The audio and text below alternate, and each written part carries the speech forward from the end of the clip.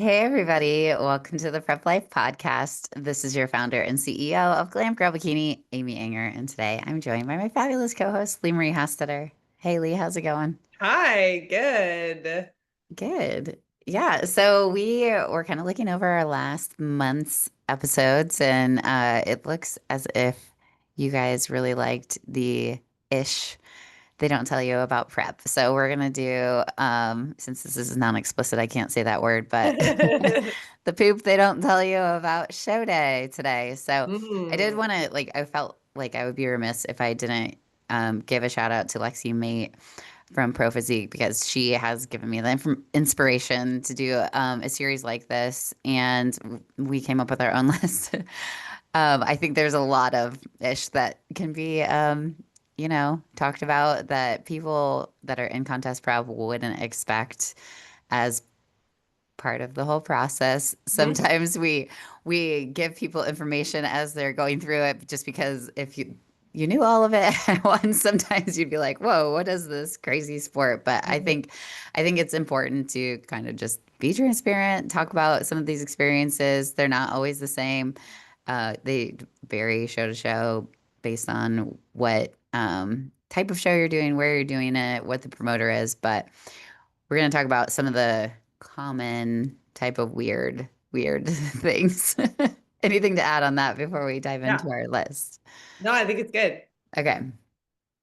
All right. Do you want to start with number one or? Yeah. Okay. So Okay. number one, we want to talk about the tan. So when you do a bodybuilding competition, you have to have a stage level spray tan. You cannot go somewhere and just get a normal spray tan. They will spray you at the show. And your tan, especially if you do the spray tan and you do not do the DIY pro tan, which is what we recommend for our athletes, but especially if you do the spray tan at the show, it will get everywhere. So you have to be extremely careful at sitting down in your hotel room. You get it the night before, so you need to cover every sheet, every pillowcase, everything you touch. You have to put toilet paper or like rags or something down on your toilet seat. Like you cannot get tan on anything in the hotel room or they will charge you big bucks for that. So you got to be careful. You have to bring your own towels, dark towels. I actually move the towels that in the bathroom because all hotels use these white towels. So I move them so nothing will even splash on them. I replace all my own towels, fitted sheet, my own blankets, all of the things. And then you want to be careful with what you wear as well. So it doesn't get like a waistband that's tight, might mess up the tan. Apparently, you can't wear red. I forget why, but you can't wear the color red with a tan. Tell me why that is again. It does, certain brands, it does pull like a different color of Yeah, it sorts. messes But we also realized too with one of our competitors that she wore like her Adidas pants inside out and the logo even imprinted on the my side of her gosh. leg. Yeah. Loose clothing, loose Yes. me Yes. clothing. Yes. Also, just FYI about the tan, just so you're aware, when you're getting sprayed, if you do the show tan, you will be freezing. It is freezing and you are wearing nothing and they're spraying you with cold spray. So just this is the worst part of show day for me is getting sprayed and being freezing. So if you want to avoid some of that, you can do your own show tan through Protan. Because that is what we kind of recommend and have done before. And I love that. But you still have to do the dark towels, pillowcases, fitted sheets, all the things. Yeah, and it makes peeing just very awkward. So some things that I've learned from actually just my competitors, going to the bathroom is awkward in general, like whether it's you use cups to catch Mhm. things or to funnel things or use a pee funnel, all of those things, the go girl. These are all things that are realities that you don't want to, get splatter from various items. So, and sometimes like you'll have to hover. If you can, I've learned that if you bring towels to just put on the toilet seat, then you can actually sit on the toilet seat without putting stripes on it. And Mhm. a lot of my competitors will do like a dark towel and then they'll wrap it in saran wrap on one side just to make sure it's not wet and they're sitting down on that. But yeah, there's a lot of weird nuances with that. And getting to the cold part, because I think this was on my list, just you are so lean. And for whatever reason, multiple shows that I've been at, the backstage is freezing. And for whatever reason, when they're tanning you, it's freezing. And I don't know if it's because the workers are just like working hard, trying to spray and like squatting down and they're sweating, but you're so lean and competitors are so miserable. And then they give you a fan to like Mhm, to dry off with. mhm, If you mhm, can do it in your own hotel room at your own temperature, you can actually use a hair dryer to dry your tan, and mhm, it actually dries much faster with hot air. I think it's mhm. just the comfort level of the sprayers, maybe. I don't know why they do that, but it is I did so ask. uncomfortable for Yeah, I did competitors. ask at one point, and what she told me, and I don't know what if she this is true or not, but she said that they just wanted to avoid any sweat happening, like if competitors would Okay. sweat. So I don't Okay. know, maybe with the guys that would be more of an issue. I have no Yeah. idea, but so speaking of difficulty and awkwardness using the bathroom. Yes. Yeah. Well, before I move on to the Okay. cold part too, I just will tell you, like backstage, bring a blanket, bring long sleeves, long pants, Mm, bring slippers, bring socks. I mean, I was backstage and they had like the doors open from outside, and this was in the middle of November in Rome. So, anyway, just wanted to say that much too. Number two is you might be constipated. mhm, So, even if you're not cutting water like most people do, which we know that if you're dehydrated, you're going to get constipated. When you're manipulating certain things like, voluminous vegetables and things like that that you normally eat on a regular basis, and you're maybe not drinking as much water, so you're not peeing so much and your bladder's not full on stage, there's going to be a tendency at some point. And also, some competitors just don't sleep well on show day the night before because they're nervous, or they are just stressed and they're having like a cortisol response to the nerves and things like that.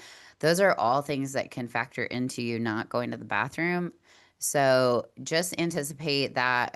I'll usually do some prophylactic type of methods or talk with the competitor. Each one's different kind of on how their bowels work. Like some people do really well with coffee, the caffeine in the morning.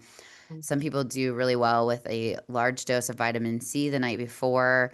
Some people do well with smooth move the night before. Some people just need the magnesium. I've had other competitors where they just need to keep their fiber in and soluble, insoluble fiber day before and all that, just so they actually do go to the bathroom, because the risk of them looking distended and constipated is actually worse than it would be if they were pulling water into the colon from having a mm, bunch of fiber. So it's a mixed bag. I think you have to know your athlete. You have to know the patterns. I mean, for example, I just discovered with one of my competitors that she got constipated for like 3 days, and we talked about it, and we realized she wasn't eating her, or she wasn't taking her um, reds and green supplement, and mm. that she put it right back in, and she was like, "Whoa, I did not realize how much this is helping me." So I think you just everybody, it's different. It's a different puzzle, but I think if you can think about those things, like whether or not you need a suppository. I mean, I've been there, I've done that. Those are Same. can be really helpful, Yep. especially if you just need to have a forced bowel movement. So, Yeah. yeah. Yeah, and I'll move on. I'll try to keep this snappy. But on that point, on these last 2 points, when we're talking about kind of Hmm. awkward stuff with your body, bodybuilding, like there is no TMI with your coach. And I've had a couple of just brand new competitors. Twice in one day, they were both apologizing for asking so many questions. And I was like, I would so much rather you ask me everything than try to guess, because Yeah. every tiny little nitty gritty detail about your body matters in bodybuilding. So all this stuff, do not be afraid to tell your coach. It is not TMI. We talk about it all. We talk about the bathroom. We talk about your cycle. We talk about everything that happens with your body, and we figure out how to make you look and feel the best on stage day. So speaking of that, tip 3. So everyone backstage looks insane, but so do you. I love this point. So Feels like high school prom meets Hunger Games. So everybody is tiny, lean, shredded, probably has a little bit of a sunken face from dieting, super tan, super dark, glued into a sparkly bikini.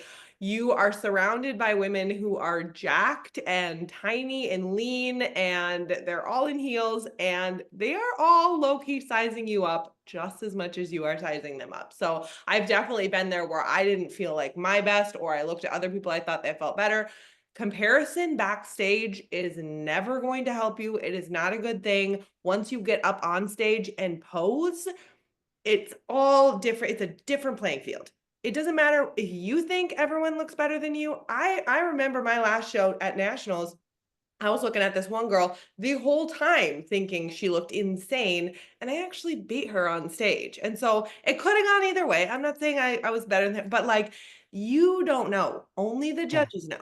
So just stay on your own plan, stay in your own lane, do your best, Hmm. and just know that everyone else is sizing you up as much as you're sizing them up. Yeah, and it goes the opposite way too. Like I saw somebody backstage and they were kind of walking around. It looked like they had a pancake butt, like no muscle. And then I saw them on stage under the lights, how lean they were. It made them look like they were just like had the best tie-ins ever. And then somebody pointed her out backstage and it was like, yeah, that's the class winner, that's the overall winner. And I was like, what?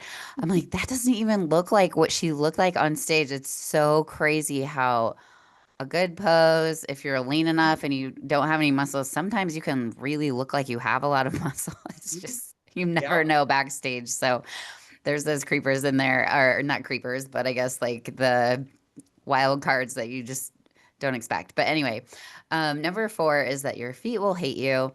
Mhm. This is totally me. I will say that the shoe fairy makes the Olympians. Those do make a huge difference, but I still get the mules to wear backstage because, and I think this goes to another point that I had made, that you will stand in line for a really long time. They will corral you way before you need to be there. And if you're at nationals, especially, they'll have a line for lined up on stage. Then they'll have a line behind them. And then they'll have a line in the hallway. And then they'll have like 3 corrals in the backstage. And by the time you get up there, it's been an hour that you've been standing in line. And if you don't have heels that you can just slip out of, and if you're bikini bitten in, Mhm. and you can't bend over and undo your ankle straps, you're kind of locked and loaded. So it's really important to remember that. And as much as you can backstage, be out of the heels, especially if you're a person that doesn't wear them very much, like myself, you will feel really fatigued by it. Mhm. Yeah. So, Top 2 tips I would say. Some competitors, it really is hard to not wear the ones with the buckles. hmm But for me, I did one show with the buckles and never again. So for me, my thing was I would wear them as much as possible. I got a set that fit me very well, but I could slip in and out of, and I would literally be like meal prepping, and I would just try and wear my heels as much as I could. Um, Yeah. around my apartments just to get conditioned. But then also I had the slip in, slip out ones so that I could stand not in my heels in those lines because that Yeah. can make or break it. But speaking of the buckles, when you get glazed, so this is 5, when you get glazed, this is separate from your tan. This is right before you go on stage. You get glazed and you get glued. And they will check your bikini if there's any parts that might bulge out, gap out, or slip, they will glue it to your skin. And then hmm they'll also spray you down with a glaze. The glaze, it's great. It makes your muscles pop. They don't cover bikini competitors. It's usually a lighter just on a few areas, but it can also make your hair greasy. So if you're messing with your hair all the time, it could kind of go flat. It can be absorbed quickly. So don't go too early. They will usually call you. Whenever they call to get glazed, I usually try to get on the back of the line because I know that like it's still gonna be a while usually, but they'll call each class to come up and get glued and glazed, and then at that point you don't want to bend over at all. So you Yeah. want to bend over, you don't want to sit down. So you don't want to try and take your shoes off at that point at all. And you want to have your shoes on if you have to bend over to put them on. So at that point, you should be ready to step on stage. And with the glaze, I will say that there's one state that I learned that they use Elmer's spray glue. Do not let Mm, them use that mm-mm, on your body. mm-mm, Bring your own bikini bite. mhm. Uh, Oklahoma. I didn't say anything out loud, but and then another that same one they use Pam like cooking oil spray. It's Ew. ridiculous. So bring the very cheap travel size of Show Shine from Protan, bring the Bikini Bite. They usually come in a set just in case. You can always bring cash, $20. That's usually the standard fee that most spray tanning companies. So if you do the DIY, you're going to have to give them cash. I happen to have $20 for my client Sky because I kind of knew that. I knew she was doing DIY, so she didn't have any cash backstage. So I gave the people $20 so they could glue and glaze her, just so that she was stress free and they could also touch up her if she went to the bathroom and got streaks, which she did. Mhm, Um, so bring your buff too. If you do your own, bring your buff and your show top glaze. That's another pro tip. mhm, Just a bonus on that. And then the schedule just means absolutely nothing. It's you have an order of events. They can switch it on you. I've seen that. Um, I've seen them do it the day of, where the worst part was there were fitness girls that were going for their pro card at Universe and they completely switched the categories. They had no text messaging system. Like four or five of them missed going on stage. This was when Karina got her pro card. Um, Half of them didn't have makeup and hair done because they just decided, well, we're going to do fitness first instead of like bodybuilding and women's physique and all these different things. So, schedule means nothing. You need to be there right when the show starts, no matter what. It's a hurry up and wait game. You would rather be there sitting and waiting mhm, than stressing that you missed your class. And, you might wait hours and hours for to go on stage. You might do the same at the night show with like the bodybuilders' music and stuff, or the promoters we do and stuff. So just expect to be there a long time. Bring your meals, bring extra, bring a charging brick or a cord, and just have patience and be there on time, but expect to wait. mhm. Absolutely. And then speaking of waiting, so after the show, you are going to want to leave. You're going to want to shower off that tan. You're going to want to drink water and get food. You are going to be exhausted and you are not going to want to wait and get judges' feedback. You will want to wait and get judges' feedback. You're going to want that. That's going to be everything. That is literally the only thing that matters. Yeah, Even if you win the entire show, even if you win your pro card, the game's not over. Your right. feedback from the judges is literally what you take with you to work on to improve so that you Yeah, can win the next show or win your pro card at the next show or win a pro card or win a pro show. Like, no matter how well you do or how bad you think you do, you are going to want to get that judge's feedback. And I have also never in coaching or competing gotten judges' feedback that made me feel bad. Even if I feel like I did bad at the show, their feedback is always so encouraging and it makes it seem so doable, the little things that they want you to improve.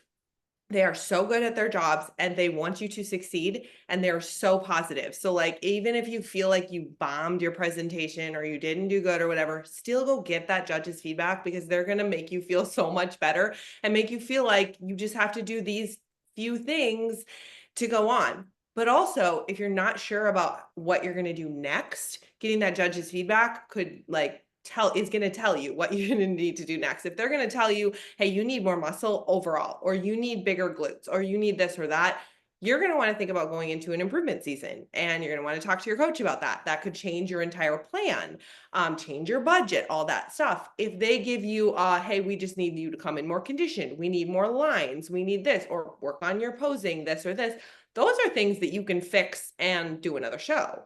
So then that just really is going to direct where you do go afterwards. And it's also going to make you feel better if you feel like you didn't do well. Yeah, and not every show has it, so find out ahead of time. If you have Sandy at your show, you know that she's going to stay. She's been doing a really great job of just going backstage and skipping the night show and just having girls line up and talk to them there so they don't have to wait for the show to be over. I've done this where I go out to dinner because I'm one of the first classes on at the night show. I come back and then I talk to her. If you have a coach that she has a connection with, like for myself, I've done a lot of in between prejudging and night show, gone over the notes. Like she can't tell me what the placement is of the athlete, but she'll give me feedback. So that way I can say, hey, like this is what we need to do. And I kind of save that until they're done. But a lot of times they just want to get to bed or get to dinner and maybe they have people watching them. So they want to get there. But like if you have Tyler or if you're at NPC Midwest, you don't want to wait. You just want to email because he's not going to give you that.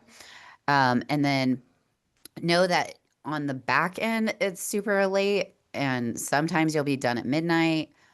And then on the front end, I mean, I've known people to, and myself included, have a 3 a.m. Mm. Makeup appointment, and you have to get up. Sometimes you have to drive there, Mhm. and you just need to anticipate that it will be a very long day, and you could be up. It's like almost being up 24 hours, I swear, sometimes. Hmm.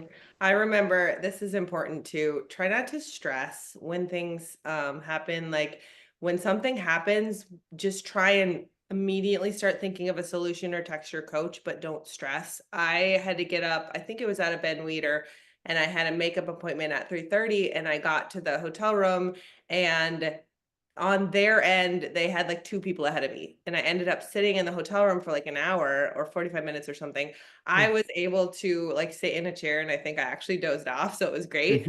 But I was able to just, oh, okay, that's fine. Like that attitude helped me so much so that I wasn't mad. I didn't get frustrated. I didn't start crying. I didn't stress out because any of those things, first of all, if you already have your makeup on, you don't want to be crying or anything. And then second Yeah. of all, getting stressed out could actually cause you to like not be able to use the bathroom or something else. Like it can have negative effects on your body as well. So just try to be chill, try to take it as it comes. If something happens that throws off your schedule, tell them, hey, I have the tanning appointment now. I really need to. They will work to try and get you in however you can.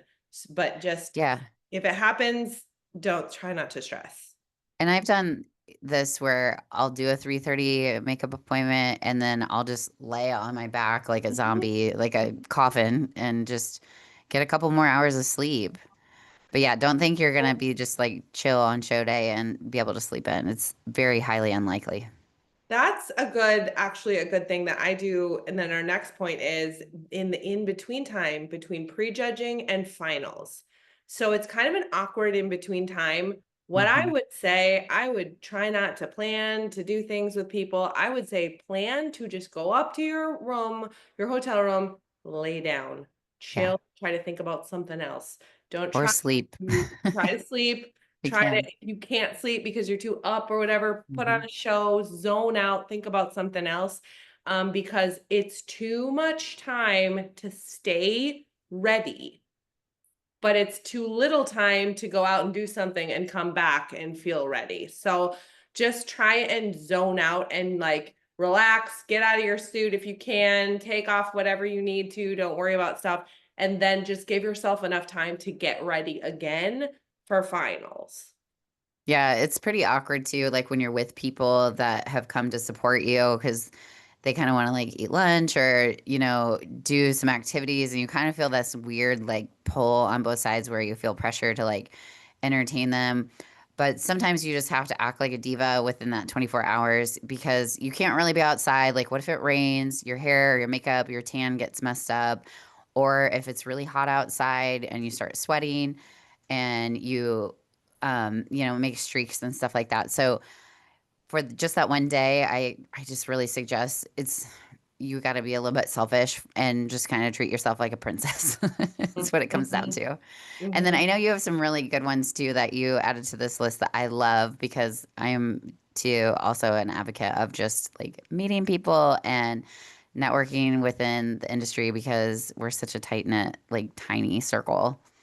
This is what I've learned, like my biggest tip for people, and there's so many factors to this and so many benefits, but you will make random friends in the most funny, awkward situations. But be open to and try to strike up conversations wherever you can. Tried to strike up conversations waiting next to someone for 45 minutes to take a lie detector test. Like you don't get stuck in that situation every day, or sitting backstage like you're both starving and dehydrated and you strike up a conversation with a fellow bikini competitor and then you exchange Instagrams and then you're friends. You know what I mean? And so Yeah. also if you're talking to somebody, I struck up a conversation with someone at a local competition and she hadn't talked to her coach all day, and it was right before going on stage. She had no idea what she was supposed to eat before stage. She didn't know about pumping up. She didn't know about like this or that. She had a question about her makeup and I like helped her out with it. And I think I helped her out with like telling her maybe like check in with your coach and ask him if you should eat something or something. And so that you can help someone out, that might be a good thing. I've borrowed bands from competitors when there was no pump up bands backstage. That was amazing. Also, I started chatting it up with one of my my tanners at a show, and that ended up being a huge benefit because I still know her. She's a friend. I talked to her at a show a couple weeks ago, but I had problems with my tan that show, and you were there, Amy. It started to kind of get muddy and possibly turn green, Yeah. which is that this certain tan does this, and so I was able to get back in with her, and she looked me over, and she was like, gave me some protocol. They put some stuff on it to try fix it. But then she was like, come at this time tomorrow morning. I'll meet you here. It's before we're even open. I'll take a look at you so you have enough time to go shower and retan if you want. So like she went out of her way to do out of schedule things. Like she kind of broke the rules for me because I had chatted up with her while she was tanning with me and we kind of developed a little relationship. I'm not saying try to do that so you can manipulate yourself to get out of the rules. But if you are kind and friendly to the people working backstage, the tanners, the hair and makeup, the expediters backstage, even the DJ, you just never know. Um, they might be willing to help you out in a situation that kind of goes against the rules a little bit. Or maybe Yeah, a kind makeup artist would come backstage and fix something for you or something like that. So just think about, I mean, I always go in just thinking about getting to know people and trying yeah, to make their day a little better. I don't go in with like trying to think what I can get from them, but right. often happens that I get something back that's very rewarding.